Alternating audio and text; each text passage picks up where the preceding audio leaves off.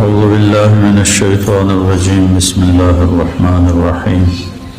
ألف لام را تلك آيات الكتاب المبين إنا أنزلناه قرآنا عربيا لعلكم تعقلون. نحن نقص عليك أحسن القصص بما أوحينا إليك هذا القرآن وإن كنت من قبله لمن الغافلين. صدق الله العظيم.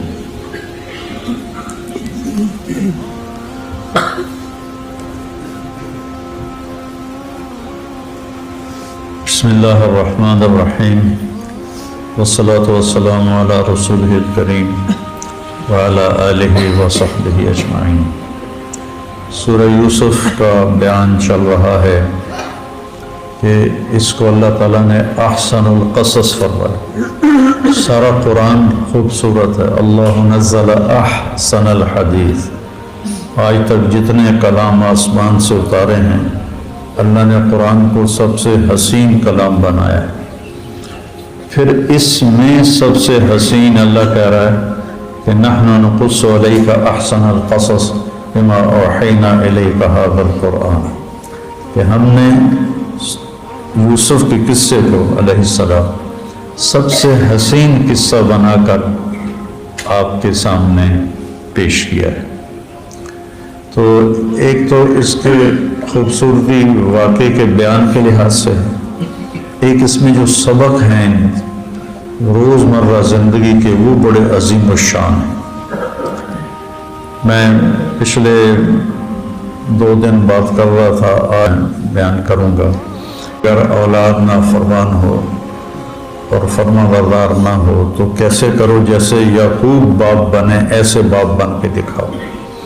جیسے یعقوب علیہ السلام نے باپ کا رول ادا کیا ایسے تم رول ادا کرو گے تو تمہاری اولاد لوٹ آئے گی. اور لوٹ ہدایت تو اللہ دیتا ہے، لیکن یہ رویہ ان کے ہدایت پر آنے کے لیے بہت بڑا سبب ہے کہ ان کے ساتھ نرمی کا معاملہ رکھو، محبت کا معاملہ رکھو. دل تو اللہ نے پھیرنے ہیں. ہمارے ایمان، ہمیں جو ایمان کی دولت ملی اللہ نے دی ہے، اس پہ باقی رکھنے والا بھی اللہ ہے، اور اسی پہ خاتمہ ہو وہ اللہ کی توفیق سے. انہی کے ساتھ ہمارا حشر ہو یہ اللہ کی توفیق سے. تو والد کے ذمے، والدین کے ذمے جو یعقوب علیہ السلام نے کر کے دکھایا کہ وہ کہہ رہے ہیں ان ابانا لفی ضلال مبین تاللہ انک لفی ضلالک القدیم حتی تکون حرضا و تکون من الہالکین. ایسے سخت لفظ بول رہے ہیں کہ جو کہ والدین کا دل چیر کے رکھ دیں. لیکن جب یعقوب علیہ السلام نے ان کو بھیجا مصر تو ان کا یا بنی لا تدخلوا من باب واحد وادخلوا من ابواب متفرقہ، وہ ان کی ساری نافرمانی کے باوجود نہ ان کے لیے بد دعا کرتے ہیں اور نہ ان کی خیر خواہی کو چھوڑتے ہیں. میرے پیارے بچوں، جب تم جاؤ تو ایک دروازے سے داخل نہ ہونا. کیوں؟ کہیں نظر نہ لگ جائے. وہ گمراہی بتا رہے ہیں اپنے باپ کی کہ ہمارا باپ گمراہ، نبی ہو کر ان کو کہہ رہے ہیں گمراہی میں ہے، اور باپ کہہ رہا ہے کہ ایک دروازے سے نہ جانا، الگ الگ ہو کے جانا تاکہ تمہیں نظر نہ لگ جائے. جب یوسف کو تلاش کرنے کا حکم دیا کہ یا بنی اذهبوا فتحسسوا من یوسف واخیہ ولا تیأسوا من روح اللہ، کہ میرے پیارے بچوں جاؤ اور یوسف اور اس کے بھائی کو تلاش کرو. تو یہ رویہ ان کے واپس آنے کے لیے بہت بڑا ذریعہ بن جائے گا. اگر ان کو مقدر میں نہیں ہے تو، لیکن آپ نے باپ ہونے کا حق ادا کیا. کیونکہ آج کل کی اولاد کے سب سے پہلے جو مجرم ہیں وہ والدین ہیں. وہ اپنے اولاد کو نہ دین سکھاتے ہیں نہ قرآن سکھاتے ہیں. میرے کہنے کا مطلب یہ نہیں کہ عالم بناؤ، عالم بننا ضروری نہیں، مستحب ہے آج کے دور میں. میرا اللہ مجھ سے، میرے بچے سے کیا چاہتا ہے یہ اسے معلوم ہونا چاہیے. اللہ اپنی کتاب میں کیا کہتا ہے یہ والدین کے ذمہ ہے کہ اپنی اولاد کو سکھائیں. ایک شخص آیا حضرت عمر کے پاس کہ یہ میرا بیٹا ہے بہت نافرمان ہے. عمر رضی اللہ عنہ نے اس کو لاٹھی اٹھائی کوڑا اپنا مارنے کے لیے، تو کہنے لگا یہ ٹھہر جاؤ ذرا، حضرت عمر رک گئے، کہنے لگا اولاد کے ذمے بڑے حقوق ہیں ماں باپ کے، لیکن کیا کوئی ماں باپ کے ذمے بھی حق ہے اولاد کا؟ تو حضرت عمر نے فرمایا ہاں ہے۔ کہا یہ وہ بتا دیں کیا ہے؟ کہا پہلا یہ ہے کہ نیک بیوی تلاش کرے، نیک ماں ہو تاکہ ماں نیک ہو، نیک بیوی تلاش کرے، اور دوسرا حق یہ ہے کہ جب بچہ پیدا ہو تو اس کا نام اچھا رکھے، اور تیسرا حق یہ ہے کہ اس کو قرآن کی تعلیم دے۔ تو وہ بچہ کہنے لگا کہ پھر سن لیں، میرے باپ نے ایک حبشی عورت باندی سے شادی کی، آزاد سے شادی نہیں کی، ایک حبشی باندی سے شادی کی، مجھے ماں اچھی نہیں دی، پھر اس نے میرا نام جولان رکھا۔ جولان گندگی کے کیڑے کو کہتے ہیں، یہ جو نالیوں میں کیڑے نہیں پھر ان کو جولان کہتے ہیں، تو پھر اس نے میرا نام جولان رکھا۔ اور تیسری بات یہ ہے کہ اس نے آج تک مجھے قرآن کی شکل ہی نہیں دکھائی، تو اس کا بھی کوئی قصور بنتا کہ نہیں بنتا؟ حضرت عمر نے کوڑا اس کی طرف پھیر دیا کہ پہلے تو میں تیری مرمت کراں، تو بیٹے کا بتانے آ گیا ہے، پہلے تیری ٹھکائی کی ضرورت۔ تو والدین بہت بڑے مجرم ہیں آج کے دور میں، اسکول کی پڑھائی پڑھائی پڑھائی، کتنے اے آئے، کتنی پوزیشن کیسی آئی، بچے ڈپریشن کا شکار ہو جاتے ہیں، اور کتنے بچوں کے واقعات ہیں خودکشی کر لیں۔ تو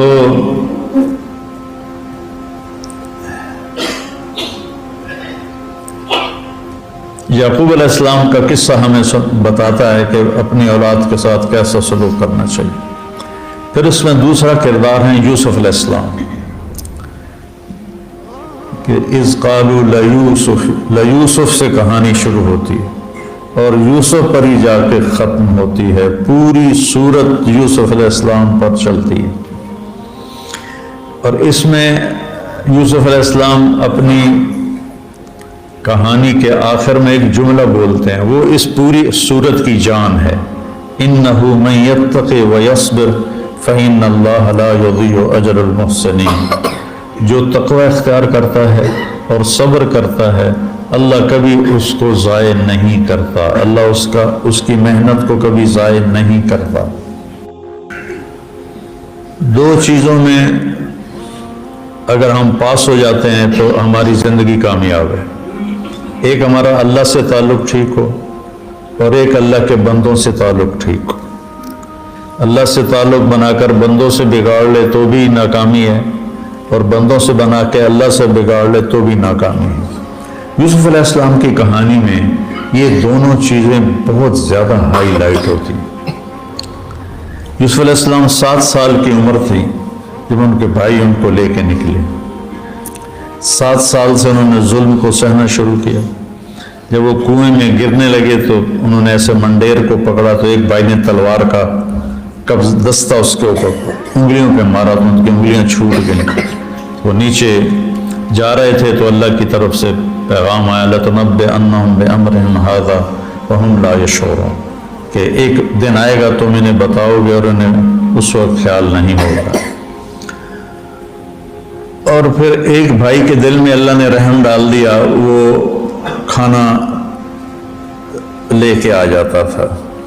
اب وہ کنویں میں کتنے دن رہے اللہ ہی جانتا ہے، 3 دن 4 دن ہفتہ 5 دن مختلف اس کی بہرحال کنویں میں جب کہتے ہیں وہ کنواں جس میں پانی نہ ہو، بیر اس کنویں کو کہتے ہیں جس میں پانی ہو، اور جب اس کنویں کو کہتے ہیں جس میں پانی نہ ہو۔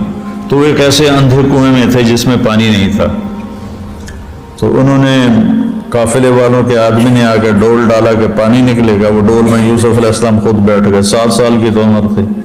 ہاں یا بشرا ہاں غلام، کتنی بڑی خوشخبری کہ ہمیں ایک مفت میں غلام مل گیا، وہ بھی اتنا حسین کہ آنکھ نہ ٹکے اس کے چہرے پر۔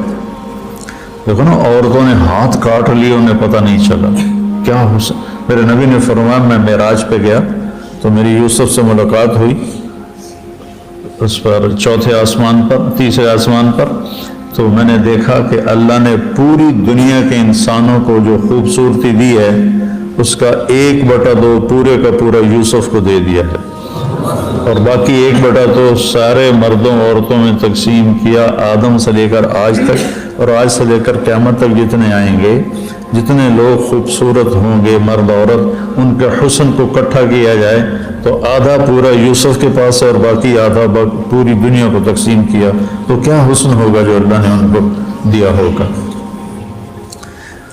حضرت عائشہ فرماتی تھیں کہ یوسف علیہ السلام کو عورتوں نے دیکھ کر اپنے ہاتھ کاٹ لیے، اگر میرے محبوب صلی اللہ علیہ وسلم کو دیکھتی تو اپنے دل چیر کے بیٹھ جاتی۔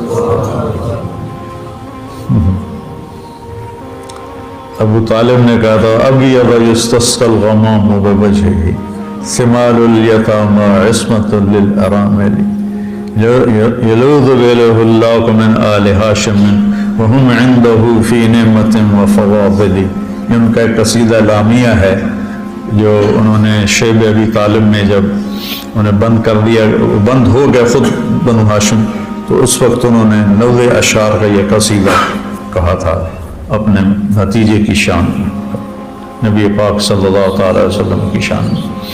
تو یوسف علیہ السلام کی کہانی معروف و معلوم ہے، لیکن اس میں جو متھ اور مغز ہے وہ میں آپ کے سامنے پیش کرنا چاہتا ہوں۔ مصر کے گورنر نے خریدا، وہیں پروان چڑھے، انہی کے محل میں پروان چڑھے تو زلیخا جو تھی وہ عاشق ہو گئی۔ اس نے راودته التي هو في بيتها عن نفسه وغلقت الابواب وقالت هيت لك۔ اتنا خوفناک منظر قائم ہو چکا تھا، پھسل جانے کا، قدموں کے پھسلنے کا اتنا طاقتور منظر قائم ہو چکا تھا کہ اس کو قرآن نے یوں بیان کیا، حالانکہ اتنا ہونا چاہیے تھا راودت ہو امراۃ العزیز عن نفسہ، لیکن اللہ نے کہا راودت التی ہوا فی بیتہا عن نفسہ وغلقت الابواب وقالت ہیت لک۔ یہ اتنا لمبا جملہ کہ ان کو ورغلایا اس عورت نے جس کے گھر میں وہ رہ رہے تھے، یعنی انکار کی گنجائش نہیں ہے، اس کو تو چھت ملی ہے اسی عورت کے گھر کی، تو اب وہ گناہ کی دعوت دے رہی ہے تو انکار کی گنجائش نہیں۔ وغلقت الابواب، اس نے دروازے بھی بند کروا دیے سارے۔ وقالت ہیت لک، اور کہا اب آ بھی جاؤ۔ اور زلیخا بھی حسن کا پیکر تھی، پری چہرہ عورت تھی، تو ادھر حسن یوسف ہو، ادھر حسن زلیخا ہو، اور پھر قدم نہ پھسلے، تو کتنے بڑے کمال کی بات ہے، کتنے بڑے طاقتور ایمان کی بات ہے۔ انبیاء معصوم ہوتے ہیں، اللہ کی حفاظت ہوتی ہے، لیکن بشر ہوتے ہیں، انسان ہوتے ہیں، اور وہ سارے جذبات ہوتے ہیں، لیکن ان سب کو انہوں نے ٹھکرایا۔ تو جب انہوں نے دیکھا کہ سارے راستے بند ہیں، دروازے بھی بند ہیں، تو زلیخا نے اپنے بت کے اوپر کپڑا ڈال دیا۔ تو یوسف علیہ السلام نے فرمایا کیا کر رہی ہو؟ کہ میں اپنے خدا پہ پردہ ڈال دوں اس کو نظر نہ آئے۔ تو یوسف علیہ السلام نے فرمایا میرا خدا تو ہر جگہ ہے، ہر شے دیکھتا ہے، تو اس کو تو پردوں سے نہیں ڈھانپا جا سکتا، تو اس پتھر سے ڈرتی ہے، میں اپنے رب سے نہ ڈروں۔ اور یہ کہ اگر دوڑ لگائی تو دروازے بند تھے، وہ کھلتے چلے گئے، ٹھک ٹھک ٹھک ٹھک ٹھک، جتنے بھی دروازے اس نے بند کروائے تھے اس کے سب کے تالے ٹوٹتے گئے، اور وہ آگے زلیخا پیچھے، اور آخر میں جب بڑے مین گیٹ پر پہنچے تو اس کا ہاتھ پڑا یہاں یا یہاں، کرتے کو ہاتھ پڑا، کرتا پھٹ گیا، اور اوپر سے اس کا خامد آ گیا، تو ایک دم پیترا بدلا۔ ما جزاء من اراد باهلك سوءا الا ان يسجن او عذاب عليم قال هي راودتني عن نفسي وشهد شاهد من اهلها ان كان قميصه قد من دبر فكذبته من الصادقين وإن كان قميصه قد من قبل فصدقته من الكاذبين فلما رأى قميصه قد من دبر قال إن من كيدكن إن كيدكن عظيم يوسف أعرض عن هذا واستغفري لذنبك إنك كنت من الخاطئين. اس کو ان خوبصورت الفاظ میں قرآن نے بیان کیا کہ پورا قصے کو کہ وہ کرتا پھٹا، اوپر سے وہ خامد آ گیا، وہ ایک دم اس نے اپنا داؤ پیچ بدلا کہ کیا جزا ہے اس کی جو تیرے گھر والوں کے ساتھ برائی کا ارادہ کرے، سوائے اس کے جزا خود طے کی کہ اس کو یا سزا دی جائے یا اس کو قید کیا جائے، قتل کیا جائے نہیں کہا، چونکہ اس کا تو اپنا ابھی مقصد پورا نہیں ہوا تھا، تو اس میں بھی اس نے چالاکی کی کہ اس کو سزا دی جائے یا اس کو قید کیا جائے، الا ان یسجن او عذاب علیم، یا اس کو قید کر کیا جائے یا اس کو مار پٹائی کی جائے. تو یہ نہیں کہا کہ قتل کیا جائے کہ پھر تو اس کا اپنا تو بھی مطلب پورا ہی نہیں ہوا تھا. میرے نبی نے فرمایا ما ترکت فتنة اعظم علی الرجال من النساء علی امتی ما ترکت فتنة اشد علی امتی من النساء، کہ میں نے عورت سے بڑا امتحان مردوں کے لیے اور کوئی نہیں دیکھا. عورت اگر غلط روپ میں آ جائے تو اس کا نقصان بہت زیادہ بڑھ جاتا ہے، اگر وہ صحیح روپ میں ہو تو اس کے قدموں تلے جنت ہے. میرے نبی نے فرمایا کہ ماں کے قدموں تلے جنت ہے. ایک صحابی نے پوچھا یا رسول اللہ میں کس کی خدمت کروں؟ کہا امک، اپنی ماں کی. کہا اس کے بعد؟ آپ نے کہا امک، اپنی ماں کی. کہا اس کے بعد؟ آپ نے کہا امک، اپنی ماں کی. کہا اس کے بعد؟ کہا اباک، پھر اپنے باپ کی. 3 دفعہ ماں کا فرمایا اور 1 دفعہ باپ کا فرمایا. اپنی ماں کی خدمت کر، ماں کی خدمت کر، ماں کی خدمت کر. آپ جنت میں تشریف لے گئے تو آپ نے قرآن کی تلاوت سنی.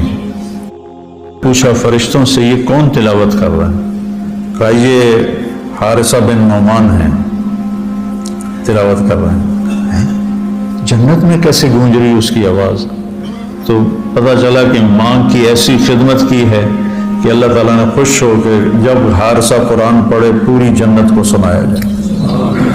تو مجھے آپ کو سنانے کے لیے آپ کو مشکل سے 1000 آدمی بیٹھے ہو تو یہ مائک کا سہارا لینا پڑ رہا ہے. اگر میں ہٹا دوں تو باہر آواز نہیں جائے گی، اور آواز ٹریول کرتی ہے ہوا کے ساتھ. اگر بیچ میں سے ہوا نکال دی جائے اور ادھر 10 سپیکر رکھ دو تو میں خود اپنی آواز نہیں سن سکوں گا. آواز ڈیولپ ہی ہوا کے ساتھ ہوتی. میری زبان حرکت کرتی ہے، ساتھ ہوا حرکت کرتی ہے. 500 کلومیٹر اوپر چلے جائیں جہاں ہوا ختم ہو جائے، 500 کلومیٹر کا غلاف ہے زمین کے گرد، جہاں یہ ختم ہوتا ہے وہاں جا کے آپ سامنے بیٹھ کے گفتگو کریں، آپ ایک دوسرے کی نہیں سن سکتے. تو وہ کون سا آلہ تھا حارثہ کے پاس کہ 7 آسمان کو چیر کر اس کی آواز جنت میں سنائی دے رہی ہے؟ وہ تھا ماں کی خدمت. ماں کی خدمت. عورت بگڑ جائے تو وہ تباہی پھیر دیتی، لیکن اگر وہ سنوری ہوئی ہو تو دنیا کی سب سے بڑی نعمت عورت ہے، نیک عورت. دنیا کی سب سے بڑی نعمت نیک عورت. الدنیا کلھا متاع وخیر متاعها المرأة الصالحة. دنیا ساری کی ساری بہت مختصر سا سودا ہے، اور اس میں سب سے اعلیٰ درجے کا سودا نیک عورت، المرأة الصالحة. اب میں کہا اجتنبوا خضراء الدمن، اس سبزی سے بچنا جو گندگی میں پیدا ہوئی ہو. تو صحابہ نے عرض کیا یا رسول اللہ یہ گندگی میں پیدا ہونے کا کیا مطلب سبزی کا؟ آپ نے فرمایا خوبصورت عورت ہو اور بد اخلاق ہو اس سے اپنی جان کو بچانا. الخضراء الدمن، خوبصورت ہو اور بد اخلاق ہو اس سے اپنی جان کو بچانا، اس کے قریب نہ مت جانا.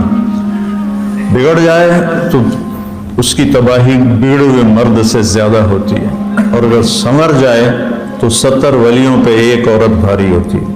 70 اولیاء کرام پہ ایک عورت بھاری ہوتی ہے. تو میرے نبی نے تمنا کا اظہار کیا کاش میرے والدین زندہ ہوتے اور میری ماں مجھے پکارتی محمد، اور میں سورۃ فاتحہ پڑھ رہا ہوتا، فرض نماز میں کھڑا ہوتا تو میں ماں کی خاطر نماز توڑ دیتا۔ یہ میرے نبی فرما رہے ہیں۔ اور جب آپ حج پہ تشریف لے گئے اور ابوا کی وادی میں پہنچے تو اپنی اونٹنی کو پہاڑوں میں ڈال دیا۔ عام لوگ جو تھے ساتھ پہلی دفعہ ان کو نہیں پتا کہ یہ ادھر پہاڑوں میں کیا کرنے جا رہے ہیں، لیکن قریب کے لوگوں کو پتا تھا کہ والدہ کی قبر ہے یہاں، تو آپ تشریف لے گئے۔ میں نے اس جگہ کی زیارت کی ہے اللہ کے فضل سے، اور میری زندگی کا بڑا یادگار سفر ہے۔ وہ جیسے یہ آپ کی بلڈنگ کی اونچائی ہے نا، باہر جو اوپر والی جو سٹوری بنی ہوئی ہے، اس سے اوپر جو چھت ہے تقریباً اتنا اونچی وہ پہاڑی تھی۔ تو آپ تشریف لے گئے اور یہ کب کی بات ہے؟ جب آپ کی عمر 6 سال تھی۔ اب آپ کی عمر کیا ہے؟ 63 سال۔ 63 سال آپ کی عمر ہے، 57 سال ہو چکے ہیں اور آپ کو صدمہ نہیں بھولا ماں کا، ہم نے بھول۔ آپ اپنی والدہ کی قبر کے سرانے ایسے بیٹھے اور یوں ہاتھ یہاں کیے اور سر یہاں کیے، یہ پوری پوزیشن ہے۔ چھوٹا بچہ جب روتا ہے تو وہ یوں سر، جب لمبا رونا ہوتا ہے تو آپ نے یوں کیا اور سر یہاں کیا اور پھر بیٹھ کے رونا شروع کیا اور کئی گھنٹے روتے رہے، اتنا روئے کہ آپ کی داڑھی آنسوں سے تر ہو گئی اور آپ کا جو احرام مبارک تھا وہ بھی سارے کا سارا بھیگ گیا آپ کے آنسوں سے، اتنا روئے۔ اور آپ نے پھر اعلان فرمایا کہ آج رات میں یہیں گزاروں۔ آگے ابوا کی بستی تھی اور وہاں سارا انتظام تھا قافلے کے ٹھہرنے کا، اور وہاں نہیں ٹھہرے، آپ نے ماں کی قبر کے سرحانے قیام کیا، قبر کے سرحانے قیام کیا۔ یہ آدمی ہفتے کے بعد صدمہ بھول جاتا ہے، کتنی بڑا صدمہ ہو، ہفتہ، مہینہ، سال، 2 سال پھر بھول جاتا ہے۔ لیکن میرے نبی کے سینے میں لگا ہوا والدہ کا زخم ایسا تھا کہ 57 سال گزر گئے، وہ زخم اتنا تازہ تھا کہ رو رو کے آپ کے داڑھی مبارک تر ہو گئی، آپ کا احرام تر ہو گیا، اور آپ نے وہیں ماں کے پاس قیام فرمایا۔ تو عورت جب بن جائے تو وہ بہت اوپر اس کا مقام ہے، تو اگر وہ زلیخا جیسا کردار ہو تو پھر وہ بہت بگاڑ پیدا ہو جاتا ہے۔ اس لیے آپ نے فرمایا کہ سب سے بڑا امتحان میں نے اپنی امت پر عورت کو چھوڑا ہے۔ کون سی عورت؟ جو فتنہ پھیلانے والی ہو، جو غلط راستے پہ چلنے والی ہو، ہر عورت نہیں۔ زُيِّنَ لِلنَّاسِ حُبُّ الشَّهَوَاتِ مِنَ النِّسَاءِ، اللہ تعالیٰ نے فرمایا تمہاری خواہشات کی تسکین کے لیے ہم نے دنیا کو مزین کیا ہے۔ سب سے پہلے کیا ہے؟ عورت ہے۔ جنت کی سب سے بڑی نعمت عورت ہے، اور عورت کے لیے مرد ہے۔ دنیا میں عورت کے لیے سب سے بڑی نعمت مرد ہے، وہ خامند کے روپ میں ہو، بیٹے کے روپ میں ہو، بھائی کے روپ میں ہو، وہ کسی بھی روپ میں ہو رشتوں میں۔ اور مرد کے لیے عورت ہے، وہ بیوی کے روپ میں ہو، وہ ماں کے روپ میں ہو، وہ بہن کے روپ میں ہو۔ اور جنت میں بھی ایسا ہی ہے کہ اللہ نے جنت کو جو خوبصورت بنایا ہے جنت کی حوروں کے ساتھ، اور ایمان والی عورتیں جنت کی حوروں سے 70,000 گنا زیادہ خوبصورت ہوں گی۔ ایک حدیث میں آتا ہے کہ اللہ تعالیٰ اپنی نعمتوں کے دروازے کھولے گا، تو حضرت ام سلمہ نے پوچھا یا رسول اللہ، دنیا کی عورت افضل ہے یا جنت کی عورت افضل ہے؟ تو آپ نے فرمایا دنیا کی عورت افضل ہے۔ تو انہوں نے پوچھا وہ کیسے؟ جنت کی عورت تو مشک عنبر زعفران سے بنی ہے، اور دنیا کی عورت آگ، پانی، مٹی، ہوا سے بنی ہے۔ تو آپ نے فرمایا ان کی نماز، ان کا روزہ، ان کی تلاوت، ان کی عبادت کی وجہ سے اللہ ان کے چہروں پر اپنے نور کی تجلی ڈالے گا، اور ان کا حسن ایسا ہو جائے گا کہ دنیا، جنت کی حوریں بھی ان کے سامنے باندیاں لگیں گی۔ تو یہاں عورت کا فتنہ تھا زبردست، اور اس نے یوسف علیہ السلام کو پھسلایا، وَلَقَدْ هَمَّتْ بِهِ وَهَمَّ بِهَا لَوْلَا أَن رَأَىٰ بُرْهَانَ رَبِّهِ۔ اللہ تعالیٰ نے اپنی نشانی دکھائی اور یوسف علیہ السلام نے اس کو اپنے سے دور کر دیا۔ اگر یہ اللہ کی نشانی نہ دیکھتے تو شاید ان کے دل میں بھی خیال آ جاتا، لیکن چونکہ اللہ نے اپنے کہتے ہیں یعقوب علیہ السلام کو کی شکل سامنے آ گئی، یا یہ دلیل سامنے آ گئی کہ اللہ نے زنا کو حرام قرار دیا ہے اس لحاظ سے، تو اس فتنے سے جو آدمی نکل گیا وہ بہت بڑے تقوی کی سطح پہ پہنچ گیا۔ ویسے تو بے شمار امتحان ہیں، لیکن اس میں یہ امتحان بہت بڑا امتحان ہے۔